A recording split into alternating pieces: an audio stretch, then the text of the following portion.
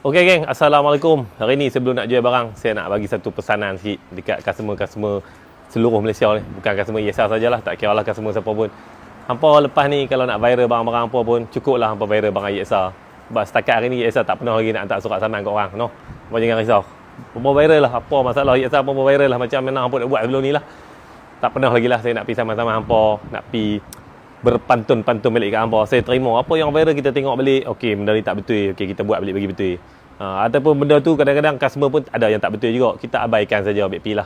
Dalam banyak-banyak orang tu, dia nak buat video, dia rasa dia tak puas hati kat barang kita. Nak buat macam mana kan? Contohlah, saya bagi contoh, 100 orang beli barang kita, 99 pakai okey, seorang pakai ada masalah. Dia buat video. Itu hak dia. BP lah, TikTok dia, Facebook dia, IG dia. Dia nak buat apa pun, lantak dia lah kan. Kita jual, kita yakin barang kita okey, kita relax lah. Kita jual, banyak orang nak beli. Kita tak payah nak berpantun balik, nak berbalas balik. Dan kita tahu kadang-kadang ada yang customer betul, ada kadang-kadang kita betul. So tapi yang saya nampak perasaan yang baru ni tu nampak macam dia salah lah. Tapi baby lah, okey. Baby, kita jual barang kita aja senang kan. Tapi sebab dia ada mention sikit kita punya nama, so kita boleh petik sikit lah. Okey, jadi yang ada kat depan kita ni, barang yang saya dah bagi tahu ni dia ni, geng. Ni dia, geng. Barang pun tengok color apa ni. Tu dia, purple, hijau. Sekejap kita pergi kat belah tu, kita main belah ni dulu. Okey, kita ada sprocket depan lah. Sprocket depan 415. Okey, hari itu putus stok lama ni. Yamaha punya 415, saiz 15 dan yang ni saiz 16. Okey. Lepas tu yang ni tu pipe thermostat kita tu untuk NVA ataupun Y16. No, boleh pakai.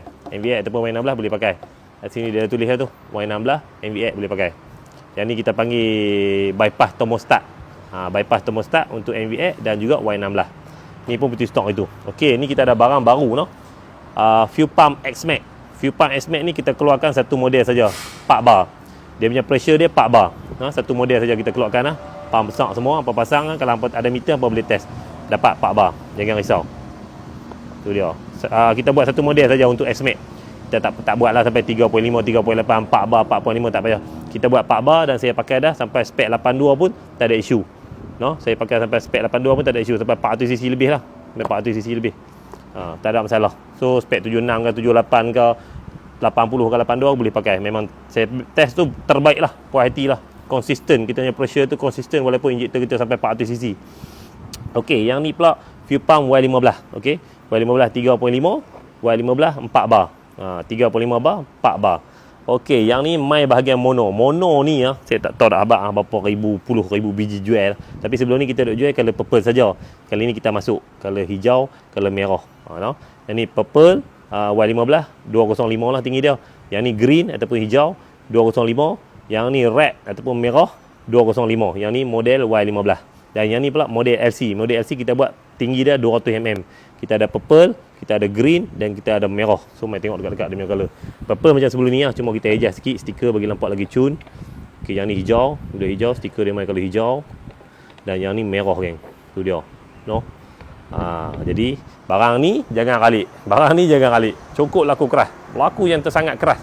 Ni pula mai lagi color yang bukan-bukan ni lagi ramai orang suka lah. Hari tu kita ada satu pilihan saja. Kali ni kita ada banyak pilihan.